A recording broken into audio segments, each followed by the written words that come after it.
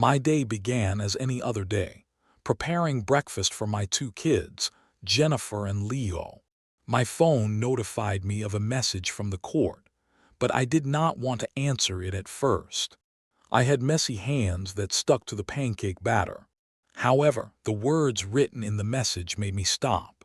The court set up an emergency hearing because my ex-wife Sarah asked for the custody of our children, believing that I was an unfit father. I did not want to believe it at first, but the words kept repeating, making me understand the reality. Unfit father was the last thing I expected, as I always took care of my children. I was the one who woke up at 5 in the morning to prepare them breakfast. I was the one who came to the parent-teacher meeting. Sarah left us 3 years ago, thinking that her career and young lover were more important than her children. Now she wanted us to be separated. Leo asked me what was wrong as he saw the tears streaming down my face. I embraced him, telling him that I was crying because of the onions. It was not the reason, but I did not want him to know about the hearing. I did not want him to know that Sarah, his mother, wanted to take him away. I sat in front of David Thompson, my defense attorney, in his office. His face showed worry, which made me feel nervous. David had been my friend for the past 15 years. He was a fantastic lawyer, respected by everyone. I remember looking at his eyes as he handed me a folder with papers. I opened it and immediately felt a wave of confusion run through my body. Sarah had asked the court to give her the custody of our children because she claimed that I had physically abused Leo. The folder also contained a picture of a bruise on Leo's arm. I closed the folder and stood up, my legs shaking. David asked me to sit down and calm down. He told me we needed to prepare a solid defense strategy. But what could I possibly say? My own ex-wife, Sarah, accused me of something I would never do. I spent the night browsing through my phone, looking for evidence that Sarah was lying. I found a message she sent to her lawyer, Mark Harrison, 3 months ago. It said, "I need your help to win the custody case of my children. You must devise a strategy that will make Robert look like a monster." My heart pounded in my chest as I realized what I had to do. The battle for my children had officially begun. I stared at the message for a while, my thumb hovering over the screen. My palms were sweaty, and my heartbeat accelerated. I knew this could be the proof I needed, but it was not enough. Sarah and Mark could argue that the message was fabricated. I needed more evidence, and I knew where to find it. I called David at midnight, and he picked up the call. I described the message to him, and he immediately asked me to forward it to his email. I also discovered that Sarah and I shared a cloud storage account. She probably forgot to change the password, which gave me access to it. I prayed that she had not deleted any files. I was right. There was a folder containing voice recordings, pictures, and various messages between Sarah and her lawyer. I played one of the recordings on my smartphone. It was a conversation between Sarah and Mark, who planned to harm my reputation and take away my children. I wanted to scream in excitement, but I had to be patient. Sarah and Mark would realize that their actions would have severe consequences for them. I would make sure of it. First, I took Leo to the pediatrician for an examination. The doctor confirmed that there were no signs of abuse. I asked him to issue a report stating that Leo was a healthy child, and he agreed. I felt a little relieved. David told me I needed to find more substantial evidence. The emergency hearing was in 2 days, and he said we needed a digital forensic expert. I hired him at midnight, and he assured me that he would verify the messages and recordings. I sat on the floor in the living room, surrounded by printed documents. Jennifer came downstairs, asking me if everything was okay. I smiled at her and told her everything would be fine. I promised to devote my life to caring for her and her brother. I held her hand and whispered, "Do not ever doubt your dad's love for you and your brother. I will always be by your side, no matter what." She gave me a tight hug before going back to bed. I looked at the folder containing all the evidence.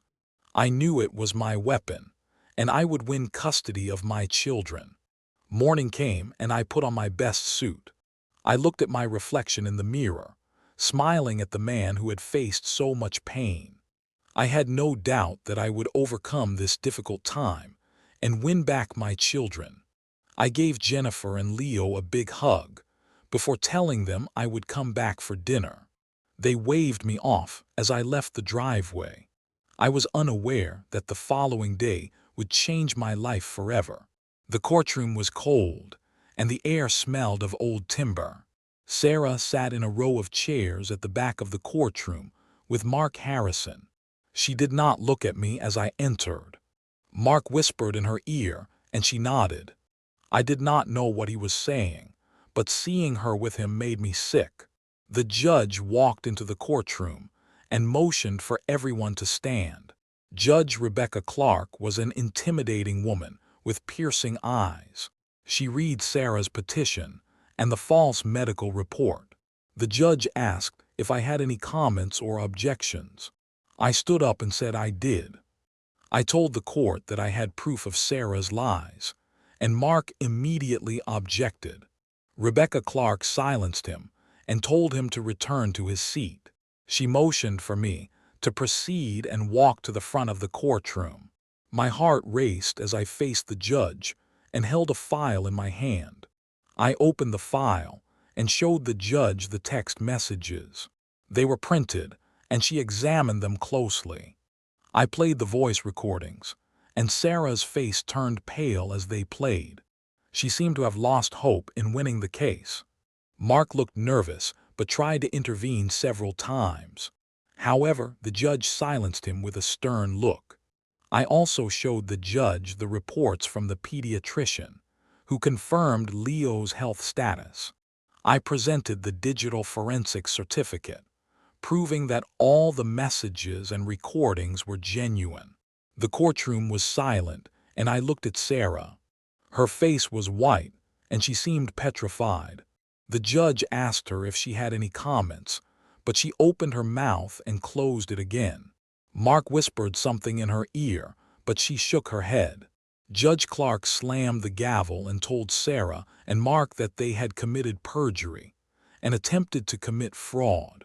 The judge continued, stating that their actions demonstrated that they were not interested in the best interests of my children. She ordered that I would receive full custody of Jennifer and Leo, and Sarah could only see them once a month with court approval. The judge sentenced Sarah to a year's probation and said that Mark would be responsible for paying all my court costs.